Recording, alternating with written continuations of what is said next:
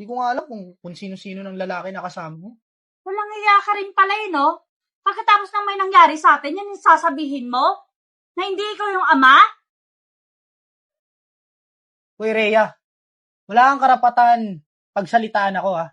Hindi kita asawa. Oh, hi Ray. Kumusta? Ay Brando, okay lang naman. Ayun na nga, papunta na akong school. Sakto pupunta rin ako school. Baka gusto mo sumabay. Sige, ikaw bahala. Sige. Liga na. Ayos. Okay ka na dyan? Opo. Liga na.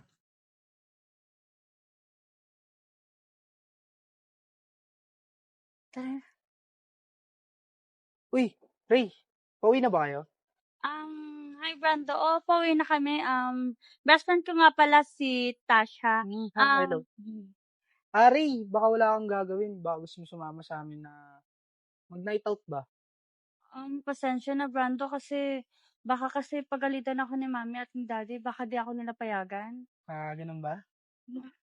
Niyaya ka na ng crush mo. Minsan lang yan. Umuwi ka na. Pasensya talaga kasi may gagawin pa tayo di bang project? Sorry Brando ha. Huwag na kayong mag-worry. Ako nang bahala sa project natin. Tsaka ihatid kita sa bahay niyo mismo para di ka na mapaglitan ni na tito at tita. Diba? Sigurado ka ba? Oo naman. Sige na, pumayag ka na. Ganun naman pala eh. Wala ka naman palang gagawin na eh. Diba? Pero Brando, susubukan ko ha. Sige, mauna na kami ha. Sige, ingat kayo. Bye. Bye-bye.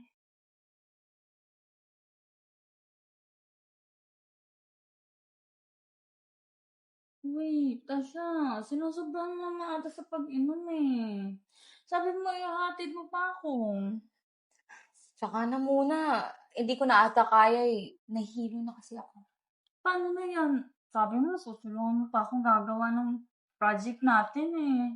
Kasi ihatid mo pa ako sa bahay. Ray, kung okay lang sa'yo, gusto mo atid kita. Di pa naman ako masyadong lasing.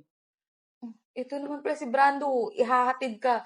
Tsaka ikaw, Brando pag may nangyari masama sa kaibigan ko, lagot ka talaga sa akin. Mukha ba? Walang mangyayari masama sa kanya. Paano? Tara na?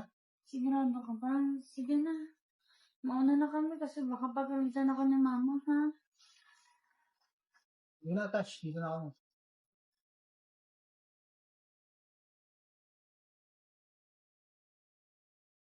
Teka Brando, bakit dito mo ako dinala?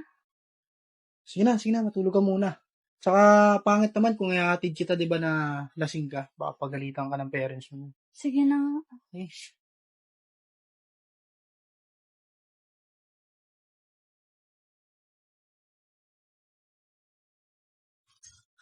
Brando! Anong ginagawa mo, Brando? Ay, Mary. Gawin na natin to. Huwag pa namang gusto mo to eh. Brando, mag-aaral pa ako, Brando. Ano ba? Mali itong ginagawa mo. Dito rin naman tayo pupunta rin. Brando! Sige na. Brando!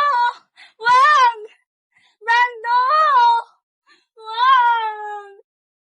Hindi na, magbisa na. Ano ba? Mali itong ginagawa natin. Huwag ka magkalala. Parang di mo nag-enjoy. Tatabas pa ako ng pag-aaral. Mali ka na, bilisin mo na. Ria, bakit ngayon ka lang? Saan ka ba nagaling no bata ka? Butit hindi kayo nag-abot ng papa mo.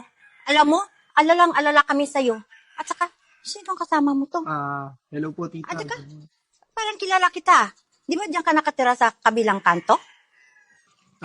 Hello po, tita. Good morning. Ako nga pala yung boyfriend na Rhea. Boyfriend? Anong boyfriend? Ano ba pinasasabi nito, Ria? Totoo ba to?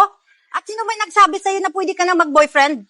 Ama, hindi. Kaibigan ko lang si Brando. Siguraduhin mo, Dahil ayoko masayang yung pinagpagura namin ng papa mo sa'yo. Pinaaral ka namin sa magandang eskwelahan. Binigay lahat ng luho mo. Tapos, mapupunta na dito sa walang kwintang lalaki to? Hala, pasok sa loob. Sige po, tita. Kayo na pong bahala. At saka ikaw, Akala mo kung sino ka, Ayoko sa'yo. Layuan mo yung anak ko, Dahil wala kang kwintang lalaki. At wala kang maibibigay na mabuti dyan sa anak ko. Lumayas ka sa bahay ko. O Ulis! Sige po, tita. Alam mo kung sino yung milyonaryo.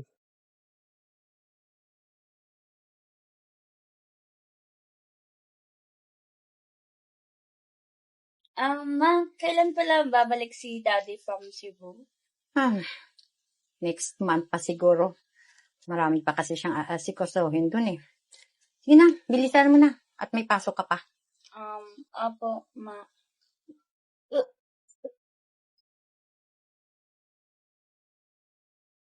Ngo! Ano ba yan, Ria?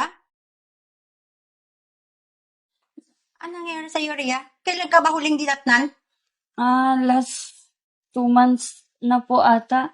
Pero baka stress lang po ako this past few weeks. Siguraduhin mo, na hindi tama yung iniisip ko, Bilisan mo dyan. Oh, anong oras na? Papasok ka pa. Apo, ma, sige, pasok na po ako. Lord, sana hindi please. Oh my God. Hindi pwede to.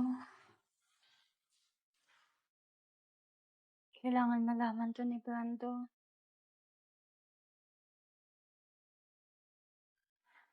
Brando? Kailangan natin magkita. May importante akong sasabihin sa'yo. Ano ba importante yan? Kailangan pa natin magkita. Basta magkita na tayo ngayon na.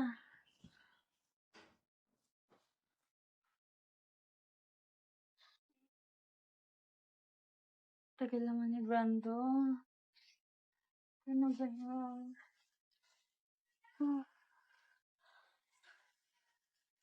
Sorry. Ano yung kailangan natin pag-usapan? Bakit hindi mo pa sabihin sa cellphone? Ba't parang hindi maipintay ang mukha mo? Tsaka ano ba yung sasabihin mo at di mo masabi sa cellphone? Brando, Oh, buntis ako at ikaw ang ama ng dinadala ko.